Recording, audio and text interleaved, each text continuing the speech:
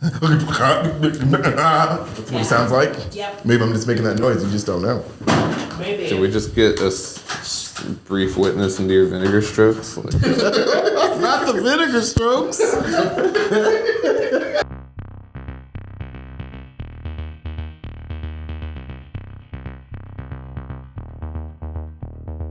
Welcome to the Basement Link Show. My name is AJ. This is Thick Flair, and this is Lenny. And we have a good topic for you today. We actually do. We do. It's a good topic. For once. We're going to talk about Marvel versus DC. No, we're talking about the movies, right? We're not going with everything else. Or just in... I think in general. TV, movies, TV, video games, comics, all of it. All of it. Which one's better in which region? Which one is overall, like... DC has forever and probably will forever rule the animation game, and Marvel is catching up. Not okay. By catching up, I'm not saying they can touch DC, but they have more content. They have a lot of content. They have a lot more content, but it's more. I'd rather have towards children. I'd rather have the fewer awesome DC movies. Like I just watched Suicide Squad: Hell to Pay. That was fantastic. It is. Oh my god, it's good. Did you watch Arkham? The Arkham one yet? I'm not watching it yet. In the anime, we can all agree DC is kicking butt. DC story. They should just stuck to that. It just made hour-and-a-half long movies for the theater. I don't know why they didn't just do that. Because they need to keep up with the Joneses. By the Joneses as the Marvels. Marvels, I mean not those Marvels. They played the game wrong in trying to keep up with MCU. They definitely did. And tried to copy what was going on right then and there. They jumped the shark with Batman vs Superman. Right after Civil War came out, it's like, oh, we can do it too, guys. We don't have no goddamn established characters. That was a very big mistake. Yeah, so they try to ride Man of Steel, and they try to ride Batman, the Christopher Nolan movies. And they thought they were gonna ride the coattails of that. It wasn't good enough. But they did have strong ones with Aquaman. Yeah. Yep. First Wonder Woman. Yep. Most recently, Shazam. The Suicide Squad. Yep. The Suicide Squad was Shazam was a fun movie. Yep. They dropped the ball at 84. They tried at the beginning. They didn't even drop the ball. They weren't even in the correct field. Yeah, you're right. It seems like there was. They dropped the ball in the random field. They dropped the. I'm sorry, Coach. I came to the wrong field. Sir, this is a Wendy's. This is where we drop you. We're going over there now. Right. Anyway, so in comics, I've really been slacking on actual reading comics. Where are we at now? The problem with I'm seeing right now, if you look at it, I do have a lot of in the comic book world, with the reboot of the Ultimates, when they released the Ultimates and they had Sword and they had Excalibur, they had oh my gosh, so the team with Hawkeye, he's Colossus, not Colossus, he's Ronan? No, he's Giant Man, but he's not Giant Man, he's Ant-Man? No. Hawkeye. Is it? Oh my God! Use your words. Use your words. Atlas. He's Atlas. There you go. The man who held the world. Yes, I was like, what is his name? He's a giant. He's Atlas. And the team's called Excalibur. His team's called they're those. It's a completely different team. But if you look at how well Marvel, because Stan Lee's a genius, has built these characters up since the '60s. And the characters that you have, all their superpowers can be explained in a way. It's not just the Superman cop out. He can fly and he can go faster if he switches his face and puts his arms out. I mean, Superman's an alien. There's a difference. No, but every alien is different. They can explain it. But they explain it. His reason because his yellow sun. They explain it in DC as well. Yeah, his yellow sun. That's where he gets the powers from. Because oh my God, do we have a difference of opinion where you think Marvel comics are better? I'm saying that's what Stan Lee's plan was, so children like those comic books more. Oh, sure. Yeah, so I'm saying adults love DC because it's a grittier way. You have grittier storylines. It is. It is now.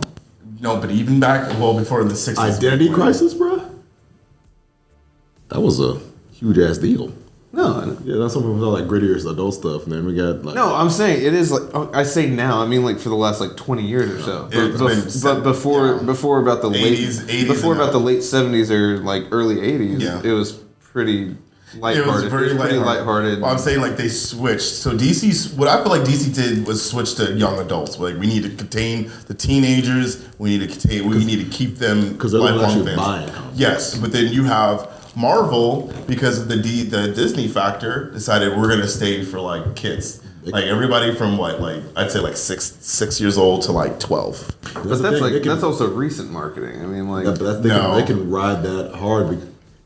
Spider-Man, the animated series, X-Men, the animated series, Iron Man, the animated series, Avengers, the animated series. Are you talking like in the 90s?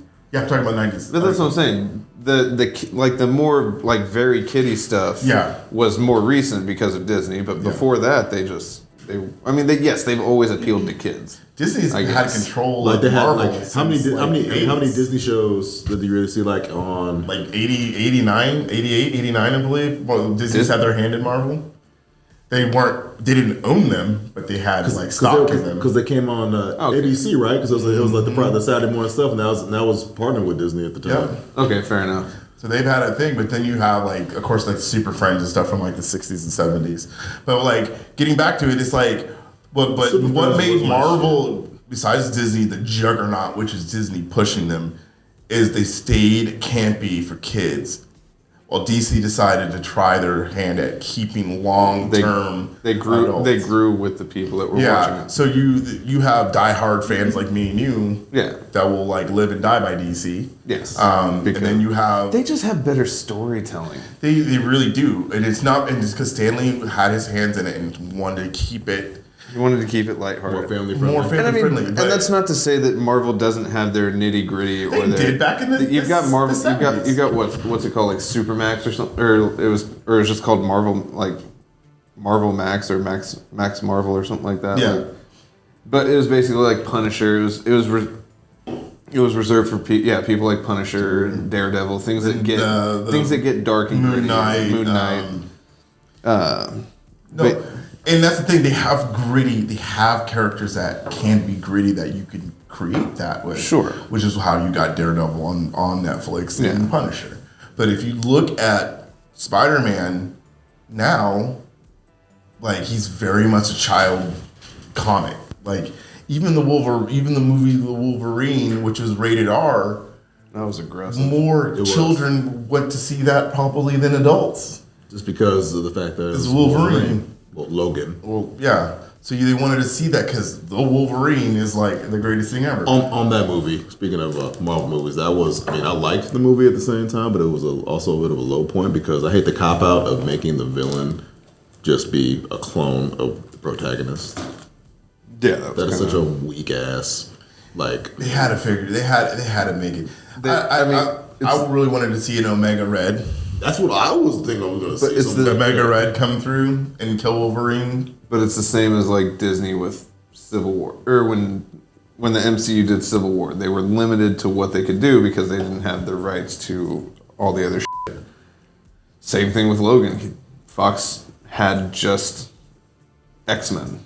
Like they could have, but there's Fantastic Four doesn't have any like presidents and God, those are terrible. From the comic. No, what I'm saying, like even like from the comic book of Old Man Logan, there's like it's literally just him. I mean, they can't show him passing through Hulk's territory where there's just a Hulk kind of goes on like a Hulk. Sex you can't have Nick Fury. Yeah, he can't pass through, like he can't meet up along. I forget how the whole Old Man Logan comic goes, but there's a lot of MCU characters that they couldn't bring in.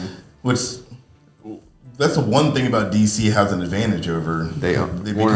Warner owns all their all of it. Dude, you know what I'm saying? It's just sad how. No, yeah, it's sad. It's sad up, and it really sucks because they have the ability, like you said, they have the ability to put everything into place, but they don't want to establish. They don't. Yeah, they didn't want to take the time to establish one, and then because honestly, we're in a gap now where yes, we've been getting the Marvel shows and all that, but we hit a gap since 2018 or 19 since Endgame came out. Where they could have capitalized. DC could have had they slow rolled and Man of Steel, Batman, Wonder Woman, which you don't really need a Batman origin story, but whatever the script that not Christian Bale, whatever the script Zack that Snyder? the one that Ben Affleck. Oh, the was one that Ben writing. Affleck did, the Batman. The Batman. Yeah, But that's quick, like, Or, that's what I'm or saying. new Batman. You have a character that you can expand into so many things. It's not about Bruce Wayne. It's about the cowl. Yeah. It's not about Superman. It's about the S on the chest. Okay, well, we also have Michael B. Jordan trying to get a Val Zod story started. That would be cool. That would be cool. That's what he's trying to get. He wants to act in. Obviously, the Red wants to have a Val Zod Superman. He would be awesome. I think That'd be amazing. Because I think the thing about I think they're gonna do it. They're Yeah, I think they're greenlit for it, but they're greenlit. They're just now hashing out like the story. Yeah, but the only character that Marvel had that ability with is Spider-Man. You can't have more than one Cyclops. Nope. And then Captain America, there's two, Captain America and Spider-Man, just because of it. They made it all about the character, not about the person. So you're kind of saying that Marvel has built more on little, whereas DC has built little on more.